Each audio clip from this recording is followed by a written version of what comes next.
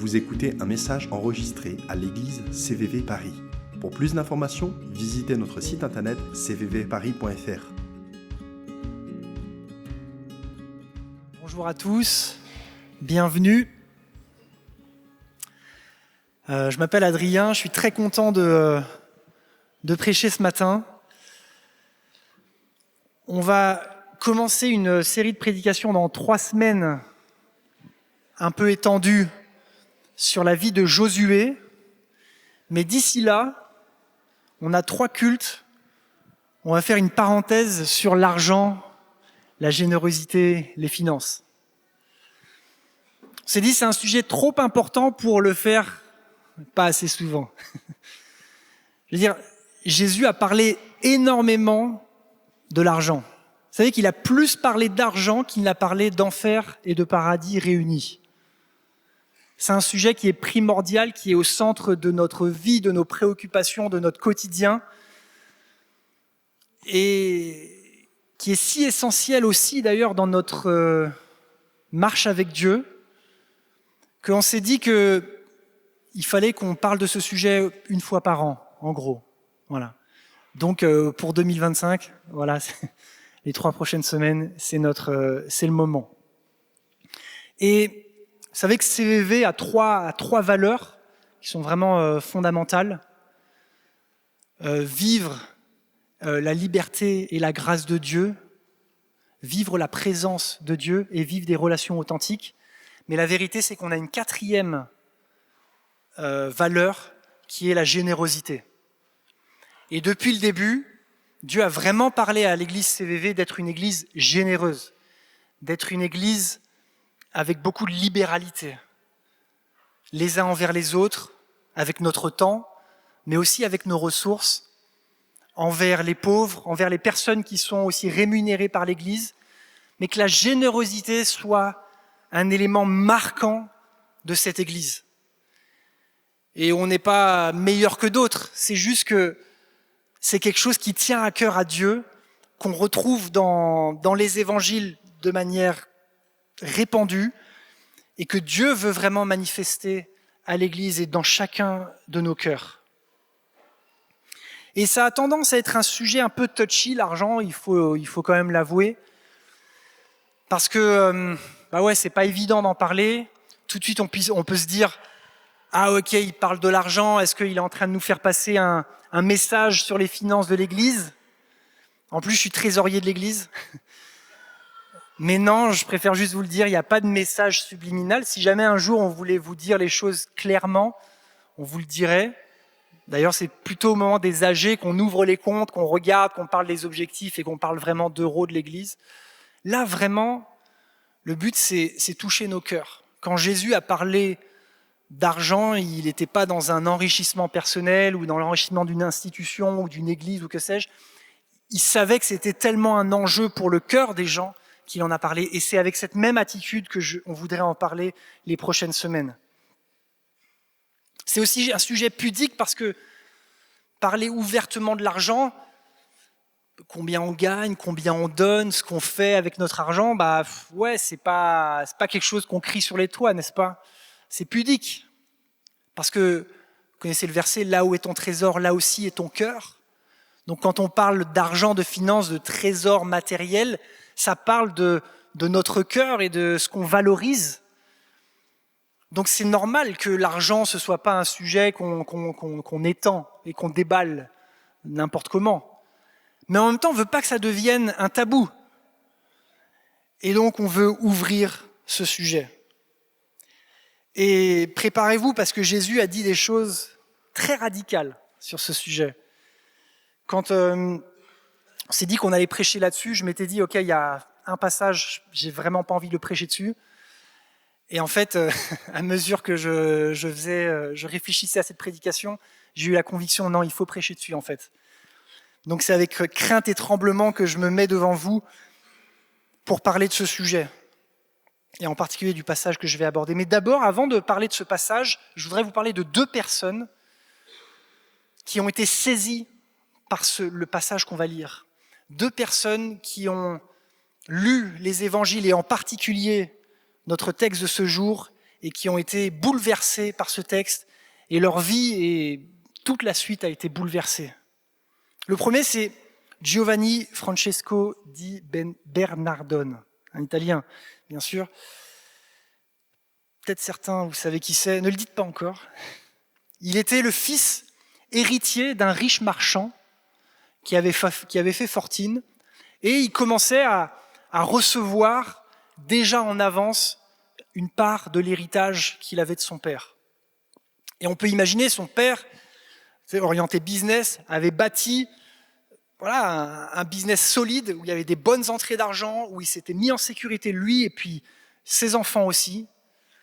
Et alors qu'il est en train de léguer des choses à son fils, Giovanni Francesco, le fils décide en fait de donner cet argent, de vendre les choses et de donner le produit de la vente aux pauvres. Et le père ne comprenait pas et était frustré de ce que son fils était en train de faire, à tel point qu'il a amené en justice pour le déshériter, à l'exception des habits qu'il portait sur lui. Et là, Giovanni Francesco a fait quelque chose d'incroyable, il a même enlevé ses habits, n'a que gardé quelque chose pour couvrir son intimité, les a rendus à son père, il a dit c'est bon, je n'ai besoin de rien d'autre. Et il y a un super tableau qui montre, désolé, j'ai pas eu le temps de faire de PowerPoint, mais j'aurais voulu vous montrer ce tableau où vous avez ce Giovanni qui se déshabille, qui donne à son père la seule tunique qu'il avait. Bien sûr, ce Giovanni, il est mieux connu sous le nom de Saint François d'Assise, qui a donné lieu aux franciscains, à l'ordre des franciscains, qui aujourd'hui, 800 ans plus tard, continue de perdurer. Un homme qui a fait un choix radical dans sa vie, de tout donner, a un héritage spirituel derrière incroyable. Moi, ça m'émeut. Alors, en plus, Saint François d'Assise, alors que j'étais en train de préparer ça avant que le pape ne décède, vous savez que le pape François a pris le nom François en référence à Saint François d'Assise. Je me suis dit, c'est chouette comme lien. Un autre homme, moins connu que Saint François d'Assise, c'est Pierre Valdo, quasiment contemporain de Saint François d'Assise. Lui, il est issu aussi d'une bourgeoisie. Lui-même était marchand, il n'était pas du tout quelqu'un du clergé. Et il avait aussi fait sa petite fortune dans la région lyonnaise. Il était marié, il était père de famille. Et à un moment donné, il est bouleversé par le passage qu'on va lire. J'essaie de vous faire monter en pression. Et Pierre Valdo, il a une révélation profonde et il décide de vendre tous ses biens, d'arrêter son business, de donner une part à ses enfants et de donner le reste aux pauvres et pour la traduction de la Bible, du Nouveau Testament. Parce qu'à l'époque, il l'a traduite en provençal.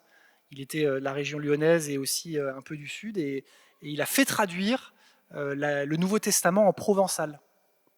J'ai regardé, à l'époque, les copieurs, les scribes, ils faisaient 3 pages par jour. Okay, on est 200 ou 300 ans avant l'imprimerie. Okay, donc, imaginez payer le salaire de certainement plusieurs personnes pendant probablement plusieurs années. C'était ça que ça voulait dire, de faire traduire et ensuite de copier ces évangiles. Et Pierre Valdo, il est beaucoup moins connu que Saint François d'Assise, mais il a été un de ces précurseurs de la Réforme. Les réformateurs, plus tard, ont reconnu que Valdo, qui a donné lieu au mouvement des Vaudois, ont été des précurseurs de la Réforme. Et le lien qu'il y a aussi avec nous aujourd'hui, c'est que Johan et Maryse, et Gordon et Kerry habitent proche de Gordes, enfin voilà, dans le Midi, tout proche d'une église qui a été fondée par les Vaudois, par ce mouvement précurseur de la Réforme. Encore une fois, une personne touchée par ce que Jésus a dit, qui a complètement changé, et derrière on est au bénéfice de cette personne. Alors voici le passage qu'on va lire. Il est en Marc 10, versets 17 à 27. C'est l'histoire du jeune homme riche. Vous en doutiez peut-être. Et ce que je vais faire, c'est que je vais lire au fur et à mesure, je vais lire des morceaux du passage et on va plonger dedans et on va avancer dedans comme ça au fur et à mesure, d'accord ? Donc ne soyez pas surpris si je ne dis pas tout. Marc 10, verset 17. Comme il partait, on parle de Jésus, un homme accourut et se jeta à genoux devant lui et lui demanda « Bon maître, que dois-je faire pour obtenir la vie éternelle ?»« Pourquoi m'appelles-tu bon ?» lui répondit Jésus. « Personne n'est bon si ce n'est Dieu, sinon Dieu seul. » Pardon. Donc voici l'histoire d'un homme jeune et riche. Il avait tout pour lui. Tout lui réussissait. Il avait soit un travail qui lui permettait de gagner beaucoup d'argent, soit il était héritier d'une famille aisée. Et cette richesse, et la richesse nous donne accès à beaucoup de choses, n'est-ce pas ? Il avait probablement la reconnaissance des autres, il devait être respecté, il avait accès aux soins, aux meilleurs soins qu'on pouvait donner à cette époque.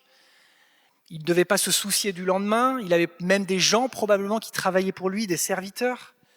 Il avait accès même au divertissement. Il n'avait certainement pas eu de mal à se marier, parce que l'argent, plus à l'époque, peut-être même encore aujourd'hui, c'est un facilitateur pour le mariage. Et ses enfants étaient, entre guillemets, couverts par un héritage important. Et pourtant, alors que tout lui réussissait, alors qu'il avait tout et qu'on pourrait envier cet homme, il est venu à Jésus, il a couru à Jésus et il lui a dit « Que dois-je faire pour avoir la vie éternelle ?» Alors qu'il était comblé de toutes les richesses, il savait qu'il y avait quand même quelque chose qui lui manquait et il est allé voir Jésus pour lui demander qu'est-ce que c'était. Il y a un passage en Ecclésiaste qui nous dit « Il a mis dans le cœur des hommes la pensée de l'éternité. » Dieu a mis dans nos cœurs quelque chose qui va au-delà de juste le matériel. Et cet espace qu'il y a dans notre cœur ne peut être satisfait que par Jésus. Et cet homme, alors qu'il avait tout, il lui manquait quand même quelque chose. Cette éternité qu'il y avait dans son cœur, et d'ailleurs, c'était même un croyant, on va voir plus tard, mais il n'avait pas encore rencontré Jésus. Et toutes les possessions, tout le matériel du monde, toute la sécurité que peut apporter l'argent, n'a pu combler ce vide, cette interrogation qu'il avait dans son cœur. Que dois-je faire pour avoir la vie éternelle ? A dit ce jeune homme.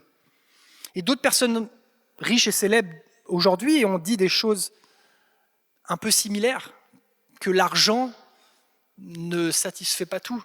Je vous en cite quelques-uns. Steve Jobs, Apple bien sûr. Être l'homme le plus riche du cimetière ne m'intéresse pas. Pas mal, hein ? Madonna, je croyais que la célébrité et la fortune allaient me rendre heureuse, mais ce n'est pas le cas. Jim Carrey, je pense que tout le monde devrait devenir riche et célèbre et réaliser tous ses rêves, juste pour voir que ce n'était pas ça la réponse. Un autre plus controversé, mais j'ose quand même, Elon Musk. Être riche, ce n'est pas la même chose qu'être heureux. J'ai été les deux et je peux dire que le bonheur n'est pas garanti. Un brin prétention peut-être. Il y a quelque chose en chacun de nous que l'argent et les possessions ne peuvent pas remplir. Et cet homme riche l'a su et il est venu courir à Jésus et se jeter à ses pieds. Alors, cet homme, je trouve que son attitude au début d'aller vers Jésus est très louable, mais son attitude quand même, il y a quelque chose qui cloche un peu. J'ai l'impression qu'il vient presque à Jésus en pensant qu'il peut gagner, voire acheter la vie éternelle, n'est-ce pas ? Qu'est-ce que je dois faire pour avoir la vie éternelle ? Limite prêt à sortir le chéquier. Il pense qu'il peut gagner le salut par des choses qu'il pourrait réaliser, par des efforts, par même peut-être l'argent, comme je viens de le dire. Il pense que la vie éternelle s'obtient en faisant quelque chose de plus. Il veut en quelque sorte cocher les cases pour mériter son salut. Tout travail mérite salaire. Peut-être qu'il se disait ça. Mais il n'avait pas capté que ce qui permet d'obtenir la vie éternelle, c'est la rencontre avec Jésus. C'est de croire et de confesser que Jésus est Seigneur et Sauveur. C'est ça qui nous donne la vie éternelle, c'est pas de faire des choses. Alors, il faut quand même remarquer que Jésus est la bonne personne. Il est allé voir la bonne personne. Ça, il faut lui donner le crédit pour ça. C'est bon de remarquer que cet homme riche est allé voir la bonne personne. Il est allé à Christ. Il s'est jeté à ses pieds. Il avait dû entendre les enseignements de Jésus. Il était peut-être l'une de ces personnes dans les foules qui avaient écouté les enseignements, qui avaient été interpellées. Mais là, il est allé plus proche de Jésus. Il est venu essayer de saisir la robe de Jésus, comme on a fait ce matin dans la louange. C'est une chose d'entendre les enseignements de Jésus, d'être touché, d'être travaillé. C'en est une autre d'aller à la rencontre de Jésus et de lui parler. Où est-ce que tu en es, toi ? Est-ce que tu es dans la foule, entre guillemets, en périphérie, à entendre les enseignements de Jésus, à être interpellé ? Ou est-ce que tu accours et tu te jettes à ses pieds, à ses genoux, et tu lui demandes, tu lui poses les questions les plus fondamentales de ta vie, tu lui soumets tes difficultés ? C'est ça que Jésus souhaite de toi. Alors, il y a à peine 10 jours, le 16 avril, il y a une étude qui est sortie, elle m'a bouleversé. Elle est sortie en Angleterre, ils ont interviewé en 2018 et en 2024 un échantillon de personnes énorme, 19 000 personnes en 2018, 13 000 personnes en 2024, pour étudier les comportements de ces personnes, donc là on est au Royaume-Uni, pour étudier le comportement de ces personnes vis-à-vis de la foi et de l'Église. Et alors qu'on n'arrête pas d'entendre qu'en Europe de l'Ouest, la spiritualité est en train de descendre, il y a de moins en moins de personnes qui fréquentent les églises, enfin on a un bruit, un fond ambiant qui dit ça. Là, ils ont remarqué le contraire. Ils ont remarqué que la fréquentation de l'église a augmenté de 50% en Angleterre, au Royaume-Uni. Pardon. Vous imaginez, il y a 8% de la population mondiale. 8% de la population du Royaume-Uni qui allait à l'église en 2018, c'est 12% aujourd'hui. C'est des millions de personnes en plus qui vont à l'église au moins une fois par mois. Il y a des gens qui, comme ces jeunes hommes riches, se disent il y a des réponses auprès de Jésus. On ne rencontre pas Jésus qu'à travers une église, mais c'est quand même un bon chemin pour y aller. Ça aide. Ils sont en train d'appeler ça le réveil silencieux. J'aime trop, the quiet revival. Parce que ce n'est pas dans une dénomination en particulier. D'ailleurs, ils sont en train de voir ça dans l'Église catholique aussi. C'est pas que chez les évangéliques. C'est pas dans une région localisée, ça à travers tout le Royaume-Uni, c'est incroyable. Alors, moi, ça me touche parce que, bon, l'Angleterre et la France, on a nos différences, notamment avec le rugby, mais c'est pas grave. On est quand même très proches, on s'aime. C'est pas les États-Unis, eux, ils sont trop différents de nous, là. Trop différents. Je suis américain. Ouais.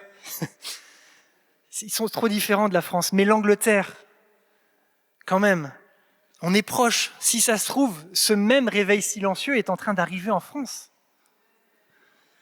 Alors écoutez ça. Parmi cette augmentation alors ils sont allés bien plus loin que juste la fréquentation de l'église. Il y a aussi tous les pratiques, combien de fois vous priez, combien de fois vous lisez la Bible, etc. C'est incroyable. La répartition selon les tranches d'âge n'est pas la même. Ceux qui sont en train de venir en masse à l'église, c'est les moins de 24 ans. Les 35-55, ça baisse. Je suis déprimé. Les moins de 34 ans, et en particulier les moins de 24, ils sont en train de revenir en masse à l'église. En 2018, c'était 4% des moins de 24 ans qui allaient à l'église. En 2024, c'est 16%. C'est 4 fois plus. Incroyable. C'est la Gen Z, les gars, la génération Z qui est en train d'être le fer de lance d'un réveil en Angleterre. Vous vous en rendez compte ? Ceux qui sont nés dans une époque hyper connectée, les branchés à TikTok et à Instagram et j'en passe et des meilleurs. Moi, j'entends que des trucs négatifs de la Gen Z, pour être honnête. Enfin, au travail, Ils s'impliquent pas vraiment au travail, ils négocient leur salaire incroyablement alors qu'ils commencent à peine à rentrer. Ils ont un bon équilibre vie pro, vie perso, etc. Ils sont ceux qui sont en train de revenir à l'église. C'est ceux qui lisent le plus la Bible dans cette étude. C'est incroyable. Je suis bouleversé. Et je ne peux pas m'empêcher de penser au temps qu'on a eu au week-end d'église. Et merci les jeunes d'avoir été si impliqués dans ce week-end, dans les moments de prière. On rêve honnêtement qu'à CVV, on soit une église où les jeunes ont beaucoup plus de place. Et c'est fou parce qu'il y a quelques semaines, on était en train de prier en tant qu'anciens et on sentait que le Seigneur était en train de mettre sur notre cœur qu'il fallait investir, bon c'est peut-être bateau, mais investir dans la jeunesse, investir dans les moins de 30 ans, les moins de 20 ans. C'est tellement important. Donc on va le faire. Les gens savent dans leur cœur qu'il y a des réponses auprès de Dieu, auprès de Jésus. Et ça se manifeste par un engouement pour aller à l'église. Jésus a des réponses, mais es-tu prêt pour ces réponses ? Est-ce que tu es prêt à entendre la réponse de Jésus quand cet homme riche, jeune homme riche, quand ce jeune homme riche, peut-être un Gen Z aussi, es-tu prêt à entendre la réponse ? C.S. Lewis, un contemporain de Tolkien, il a dit « Qui a dit que Jésus était sûr ?» dans le sens inoffensif, domptable, sans danger, quoi. Jésus n'est pas chill. Jésus est dangereux. Est-ce que tu es prêt à entendre la réponse de Jésus ? Que dois-je faire pour obtenir la vie éternelle ? Moi, j'ai envie. Pierre, il a dit, « Seigneur, vers qui irions-nous ? Tu as les paroles de la vie éternelle. » Alors Jésus lui répond, « Tu connais les commandements, ne commets pas de meurtre, ne commets pas d'adultère, ne commets pas de vol, ne porte pas de faux témoignages, ne fais de tort à personne, honore ton père et ta mère. » Il dit, « Maître, répondit l'homme, tout cela je l'ai appliqué depuis ma jeunesse. » Et on s'arrête là, on va continuer après, ne vous inquiétez pas. Super intéressant. J'ai l'impression que Jésus répond au même niveau que l'homme. L'homme est venu avec « que dois-je faire ?» avec une approche, on dirait légaliste, c'est-à-dire « que dois-je faire pour obtenir le salut ? Quelles sont les actions que je dois faire ?» Et Jésus le rejoint dans son attitude. Il lui parle des commandements. Alors, il ne les cite pas tous, et il insère dedans qui n'est pas un commandement, ne fais de tort à personne. C'est pas dans les 10 commandements, ça, sauf si je me trompe. J'avoue, ça m'a juste interpellé, mais j'ai pas de grand-chose d'autre à dire sur ça, mais juste ça m'a interpellé. Peut-être juste pour dire les 10 commandements, c'était pas suffisant, il y a plus encore, je sais pas.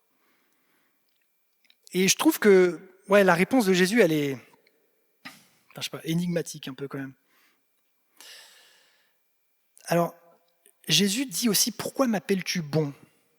Seul Dieu, personne n'est bon si ce n'est Dieu.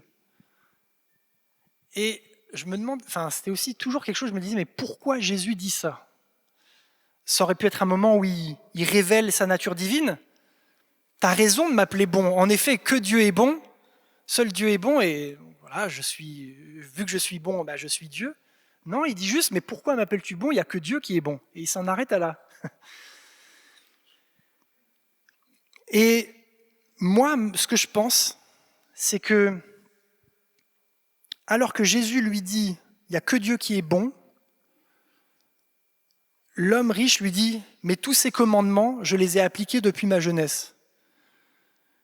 Et franchement, allez, homme riche, jeune homme riche, vraiment ? Tu les as appliqués depuis ta jeunesse, tous ces commandements, y compris ne fais de tort à personne. Ok, tu ne tueras point, ça va. Je pense qu'on peut ne tuer personne. Ne commets pas d'adultère. Bon, ok, reste fidèle à ta femme. Mais encore, Jésus a dit, si tu regardes la femme de ton voisin avec un désir,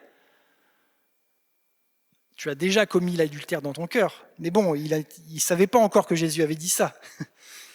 Ne porte pas de faux témoignages. Jamais un petit mensonge. Mais surtout, ne fais de tort à personne et honore ton père et ta mère. Non, là, j'en suis sûr que c'est faux. Tu n'as pas fait ça depuis toute ta jeunesse. Alors que Jésus lui dit « personne n'est bon », l'homme riche est en train de dire « mais si, regarde, je suis bon ». Moi, je vois ça comme écho.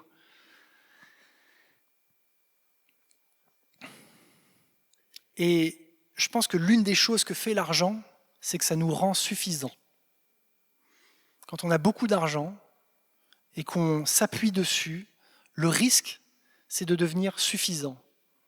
Bah oui, je suis quelqu'un de bonne famille, ça va, je suis respectable, je connais les codes, j'ai fait tous les trucs qu'il faut.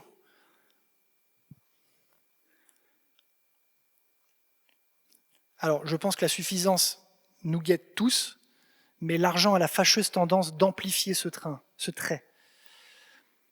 Parce que l'argent vous apporte des possibilités, vous apporte souvent du pouvoir d'achat déjà, mais aussi du pouvoir sur les autres. On continue dans le texte. Jésus posa sur cet homme un regard plein d'amour. Jésus posa sur cet homme un regard plein d'amour. Alors qu'il était suffisant dans sa réponse, Jésus pose un regard plein d'amour. Jésus nous aime, même avec nos insuffisances. Il ne te manque qu'une chose. Va, vends tout ce que tu possèdes, donne le produit de la vente aux pauvres et tu auras un trésor dans le ciel, puis viens et suis-moi. Il ne te manque qu'une chose, petite chose. En entendant ces paroles, l'homme s'assombrit et s'en alla tout triste, car il était très riche. Jésus parcourut du regard le cercle de ses disciples, puis il leur dit qu'il est difficile à ceux qui ont des richesses d'entrer dans le royaume de Dieu. Alors on pourrait penser que Jésus remet à sa place cet homme riche avec fermeté. On pourrait même s'attendre à lui dire « Non mais attends, calme ta joie, tu le fais depuis ta jeunesse, mais il aurait pu avoir 5 paroles de connaissance où il n'avait pas respecté les commandements. » Mais non, Jésus pose un regard plein d'amour. Quand Jésus il vient et il nous challenge, il le fait avec amour. C'est incroyable. Et à la suite de ce passage, on pourrait être rapide à trouver toutes sortes de raisons pour dire que ce n'est qu'un exemple, qui ne fait pas office de norme. Ce n'est pas un exemple nécessairement à suivre de vendre tout ce qu'on possède et de donner le produit aux pauvres. Mais avant de nuancer les choses, prenons juste le temps de peser la radicalité des mots de Jésus. Vends tout ce que tu possèdes, tout. Donne le produit de la vente aux pauvres et tu auras un trésor dans le ciel. Saint François d'Assise, c'est ce qu'il a fait. Il a tout vendu. Quel trésor il a amassé. Quelle radicalité, quel extrême.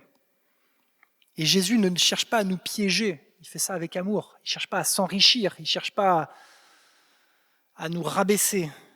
C'est mu par amour pour nous qu'il nous dit ça. Veille sur ton cœur quand il en vient à l'argent. Veillez sur votre cœur quand il en vient à l'argent. C'est trop dangereux. Alors, il ne faudrait surtout pas croire, alors qu'on lit cette histoire, que pour avoir la vie éternelle, il faut l'acheter, justement. Il ne faudrait pas croire qu'il faut avoir tout vendu pour avoir la vie éternelle. Ça s'appelle les indulgences. Une pratique anti-biblique que l'Église catholique a utilisée pendant un temps, où vous pouviez réduire votre temps dans le purgatoire en payant. Bizarre. Non, ce qu'il faut voir en fait dans l'appel de Jésus, c'est pas tant le « vends tout ce que tu possèdes », mais c'est « puis viens et suis-moi ». Il est là l'appel de Jésus. En fait, pour avoir la vie éternelle, c'était la question de cet homme, c'est « viens et suis-moi ». C'est juste que pour cet homme, tout son argent l'empêchait de suivre Jésus. C'est ça la clé de ce passage. La clé du paradis, ce n'est pas de vendre tous ses biens. La clé de la vie éternelle, c'est de suivre Jésus, c'est d'être en relation avec lui, c'est de comprendre qu'il est votre Seigneur et votre Sauveur. Et ce qui peut se passer, c'est que tout l'argent, toutes les possessions qu'on a nous empêchent de le suivre. Parce que ça nous fixe peut-être quelque part, parce que ça nous tracasse, parce que ça devient même notre Dieu, notre espérance. Et pour cet homme, Jésus lui a dit « Vends tout ». Ok, c'est le moment de nuancer. Je ne crois pas que ce soit quelque chose forcément qu'on est tous appelés à faire, mais, et s'il y en avait, pour qui c'était le cas? Et si Dieu était en train de souffler à ton oreille, fais quelque chose de radical avec ton argent pour moi. Et si tu n'allais pas faire ça, et si tu allais donner tout cet argent à une œuvre sociale?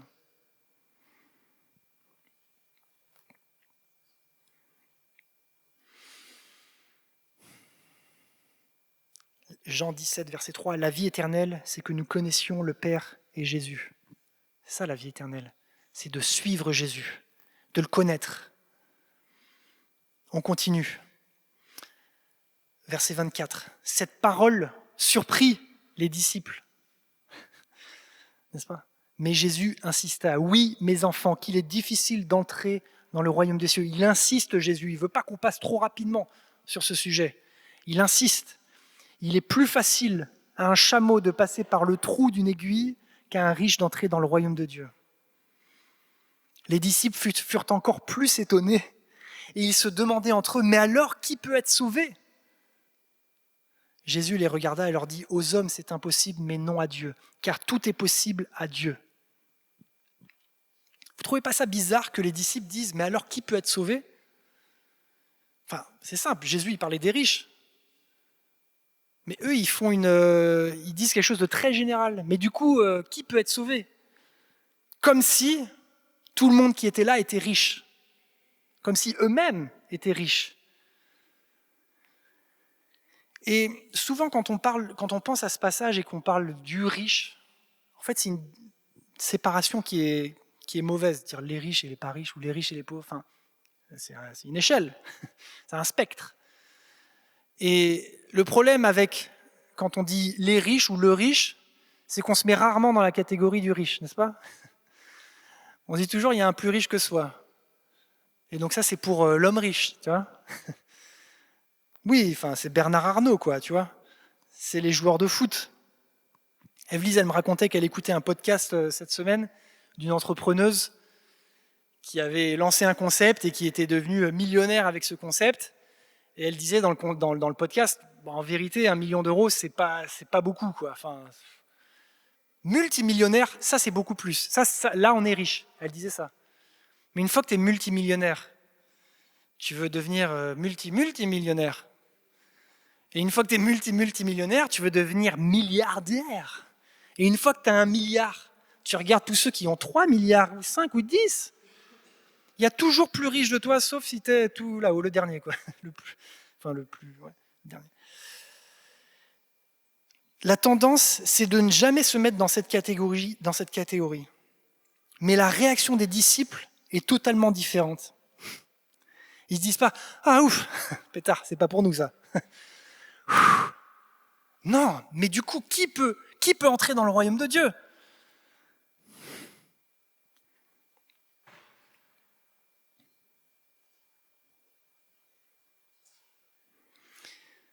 Justement, le pape François, j'avais une citation que j'ai vue.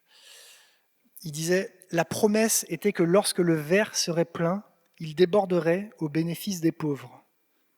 Mais ce qui se passe en réalité, c'est que lorsque le verre est plein, il grandit comme par magie. Rien ne déborde jamais pour les pauvres. » C'est vrai, non? Tu as une augmentation. Est-ce que tu te dis véritablement ma vie elle a changé? Ben non, hop là, le verre grandit. Il y a des nouveaux besoins dans ta vie qui sont apparus. Et à la fin du mois, tu arrives toujours assez proche de zéro, même si tu as 300 € en plus par mois. Incroyable. Je pense qu'aujourd'hui, la plupart d'entre nous, on est des riches, pour être honnête.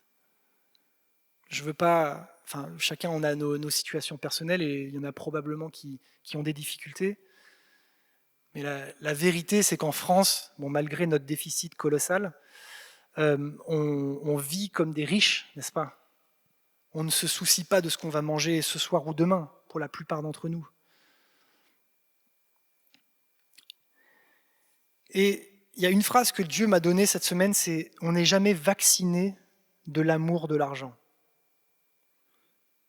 On ne reçoit jamais un remède où une fois tu te l'injectes et après pour les 15 ans plus tard, tu es tranquille sur ce sujet. L'amour de l'argent nous guette tous.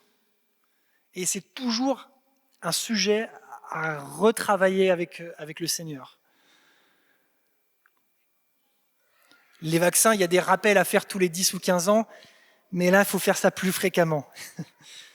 Et je me mets 100% dans... J'espère que vous voyez mon cœur, que c'est un sujet qui me travaille énormément. Comment je gère mes finances? Où est-ce que je mets mon argent? Comment je le dépense? Faites rentrer Jésus dans l'équation. Si tu te dis que tu es clean sur ce point, c'est que tu ne l'es probablement pas. J'ai entendu plusieurs pasteurs dire qu'ils n'ont jamais entendu quelqu'un venir les voir pour leur dire « Vraiment, j'ai un problème avec l'argent. Je suis pas assez généreux. » Les gens vont venir voir des pasteurs pour se confesser d'adultère, ils sont colériques, j'en sais rien, toutes sortes de choses. Ils ont menti, voilà. Par contre, venir et dire « J'ai des problèmes avec mes finances », pas pour dire « J'en ai pas assez », mais pour dire « J'arrive pas à être libéral avec mon argent », non, c'est rarement quelque chose qu'on se dit, n'est-ce pas? Alors, entendez bien que le problème en soi n'est pas l'argent, c'est notre rapport à l'argent. De toute façon, Jésus, il dit qu'il faut un miracle pour accéder pour avoir la vie éternelle, qu'on soit riche ou pas riche d'ailleurs. Ça demande un miracle. Voilà quelques passages dans la Bible qui parlent plutôt de ce rapport à l'argent. Ce n'est pas juste le statut d'en avoir beaucoup, c'est comment on le gère, quelle relation on nourrit avec cet argent. Faites donc mourir en vous la soif de posséder, qui est une idolâtrie. C'est la soif d'en vouloir toujours plus. C'est ça le problème. Puis Jésus leur dit, gardez-vous avec soin de toute soif de posséder, car la vie d'un homme ne dépend pas de ses biens, même s'il est dans l'abondance. Alors, si un vaccin contre l'amour de l'argent n'existe pas, il existe quand même un remède qu'on peut prendre un peu régulièrement, c'est le don. Donner aux pauvres, dans ce passage-là. Comment? Le donalite. Le donalite. Okay. À prendre régulièrement, tous les matins. Et je ne vais pas vous dire autre chose que Jésus a dit à cet homme riche, de donner aux pauvres. Je vous encourage, aujourd'hui, cette semaine, donnez aux pauvres. Si vous recevez des tickets restaurants, donnez vos tickets restaurants. Moi, je lutte dans mon entreprise pour ne pas passer à la carte de tickets restaurants. On ne peut pas donner une carte. Alors que des tickets, on peut les donner. Bon, cette lutte, en quelques mois, on ne pourra plus trop, mais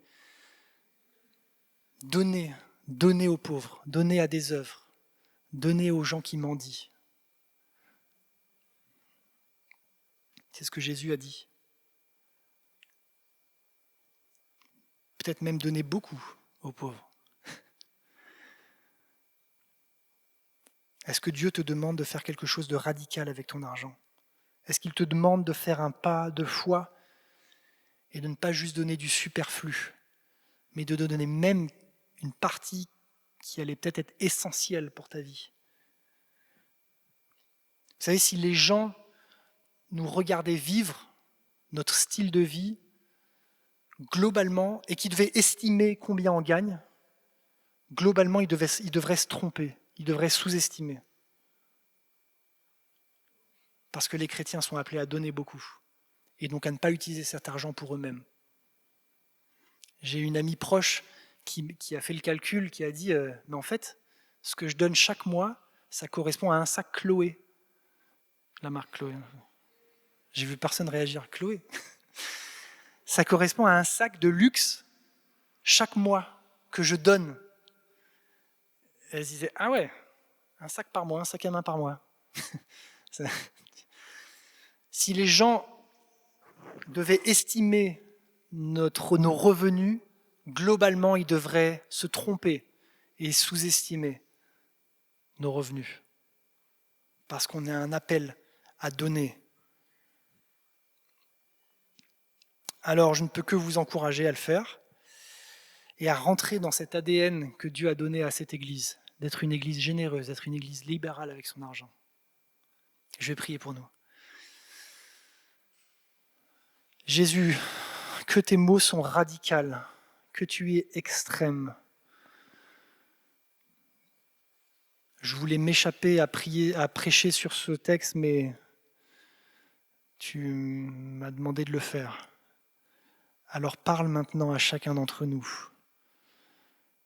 Donne une parole individuelle à chacun de nos cœurs sur ce sujet. Qu'est-ce que tu nous demandes de faire avec notre argent ?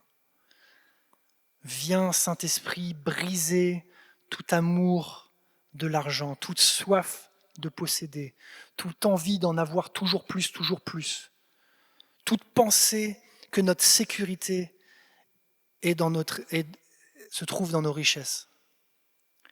Casse ça. Donne-nous le même cœur que tu as donné à Saint François d'Assise et à Pierre Valdo. Un cœur où on est prêt à tout abandonner pour toi. Tout donner. Parce que tu es le plus grand prix. Tu es notre trésor. Parce que les trésors qu'on amasse dans le ciel ne rouillent pas, ne peuvent pas être dérobés. En ton nom Jésus. Amen. Soyez bénis.